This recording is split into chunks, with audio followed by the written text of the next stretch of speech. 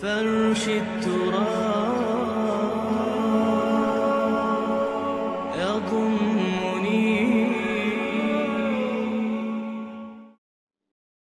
حضور کا جو انقلابی جد و جہد کا عرصہ ہے وہ 20 برس کا ہے.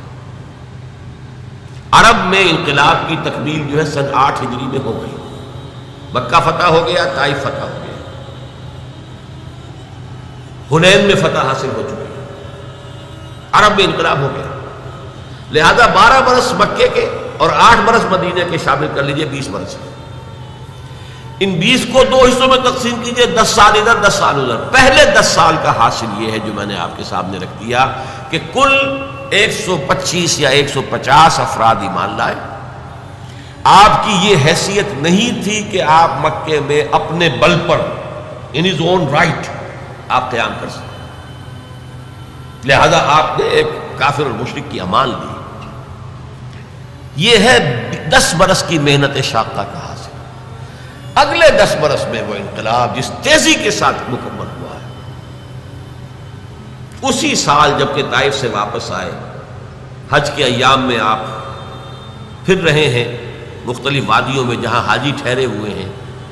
یثرب کے 6 حاجی آپ کو مل گئے، ان کے سامنے آپ نے اپنی دعوت رکھی. وہ خزرج کے قبیلے سے تھے. مدینے میں یہودی چونکہ یہ کہا کرتے تھے کہ نبی آخری زمان کا ظہور ہونے والا ہے، ان قریب جو ہے آخری نبی کا ظہور ہوگا. اور جب ان کے جھگڑے ہوتے تھے اوس اور خزرج سے یہودیوں کے، اور مار کھاتے تھے ان سے، جیسے بنیے اگر ان کا کوئی جھگڑا ہو جاتا تھا گاؤں میں تو ظاہر بات ہے مار تو ان کا مقدر تھی، ایسے ہی وہ مار کھاتے تھے. لیکن کہتے تھے کہ ابھی تو تم ہمیں دبا لیتے ہو، لیکن دیکھو نبی آخر الزمان کے ظہور کا وقت قریب ہے، جب ہم ان کے ساتھ ہو کر تم سے لڑیں گے تو تم ہمیں شکست نہیں دے سکو. یہ کانوں میں ان کے باتیں پڑی ہوئی تھیں. لہذا جب حضور نے اپنی دعوت پیش کی، انہوں نے کنکھیوں سے ایک دوسرے کو دیکھا. معلوم ہوتا ہے یہ وہی نبی ہیں جن کا ذکر یہود کرتے ہیں. تو اس سے پہلے کہ یہودی ان پر ایمان لے آئے، تم ایمان لے آؤ. وہ 6 آدمی ایمان لے آئے. اگلے سال انہوں نے چھوٹی بہت جو بھی دعوت دی ہوگی اس کے نتیجے میں 12 آ گئے.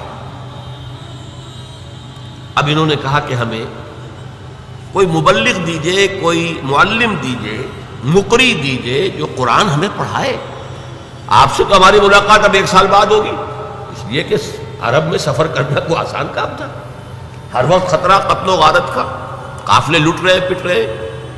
تو وہ تو جو اشہر حرم ہوتے تھے، حج کے مہینے، ان میں امن و امان ہوتا تھا، کوئی کسی کو تنگ نہیں کرتا تھا، کوئی قتل و غارت کری نہیں. تو اگلے سال ملاقات ہوگی، تو آپ ہمیں دیجئے کوئی مقری پڑھانے والا. قرآن نام قرآن فال بنا میں من دیوانہ زدن حضرت مصعب بن عمیر کو حضور نے معین کیا. وہ سب جاؤ. وہ چلے گئے. کچھ عرصے کے بعد ایک اور کو بھیج دیا، حضرت عبداللہ ابن ام مکتوم نابینا صحابی. ان دو نے وہاں جا کر 1 سال میں جو دعوت اور تبلیغ کا کام کیا، قرآن پڑھایا لوگوں کو. حضرت مصعب کا نام ہی پڑ گیا المقری، جا المقری، وہ آیا استاذ پڑھانے والا. اس کے نتیجے میں اگلے سال 75 افراد آ گئے اور بیعت عقبہ ثانیہ ہو گئی، جس کے نتیجے میں ہجرت کا راستہ کھل گیا یثرب کی طرف. اوس اور خزرج کے بڑے بڑے لوگ موجود تھے ان دونوں اس 75 افراد کے اندر. تو معلوم ہوا کہ دونوں قبائل نے گویا کہ بحثیت مجموعی اسلام کی طرف پیش قدمی کر لی ہے. لہذا اللہ تعالیٰ کی وہ مشیت اس طور سے پوری ہوئی کہ پھر ہجرت ہوئی مدینے کی. اور یہ کہ پہلے حضور نے بقیہ صحابہ کو اجازت دے دی، خود منتظر رہے جب تک کہ ایکسپریس پرمیشن نہ آ جائے اللہ کی طرف سے. اس کے ضمن میں بھی ایک واقعہ ضرور سنا دینا چاہتا ہوں. حضرت ابوبکر حضور کے ساتھ سفر کے لیے بالکل تیار، پوچھ رہے ہیں حضور اجازت آ گئی؟ نہیں ابھی نہیں آئی. اگلے روز پھر آئی اجازت؟ نہیں آئی.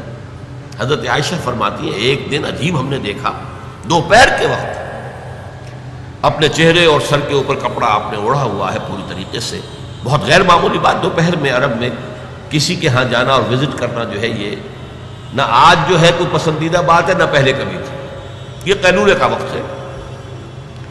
حضرت عائشہ کہتی ہے ہم حیران ہوئے کہ حضور چلے آ رہے ہیں۔ اب آ کر آپ نے پہلی بات یہ فرمائی کہ ابو بکر اجازت آ گئی ہے ہجرت کی۔ حضرت ابو بکر بہت خوش ہوئے، انہوں نے اپنے طور پر 2 اونٹنیاں تیار کی ہوئی تھی، کھلا پلا کے خوب فربا موٹا کیا ہوا تھا تاکہ تیز دوڑے اور سفر ہجرت میں وہ اونٹنیاں کام آئیں، ایک اپنے لیے ایک حضور کے لیے صلی اللہ علیہ وسلم۔ تو انہوں نے خوشی کے انداز میں کہ اب شاباش ملے گی کہ تم نے واقعتاً تیاری کی، اہتمام کیا، تو عرض کیا کہ حضور میں نے یہ 2 اونٹیاں تیار کر رکھی ہیں۔ ذرا سا توقف فرمایا، ٹھیک ہے ایک میں استعمال کروں گا لیکن میں اس کی قیمت ادا کروں گا۔ رو پڑے حضرت ابو بکر کہ حضور مجھ سے بھی یہ مغایرت، لیکن یہ تھی غیرت محمد رسول اللہ صلی اللہ علیہ وسلم۔ بہرحال وہ سفر ہوا اور اس کے بعد پھر آپ کی اس جد و جہد کا دوسرا دور شروع۔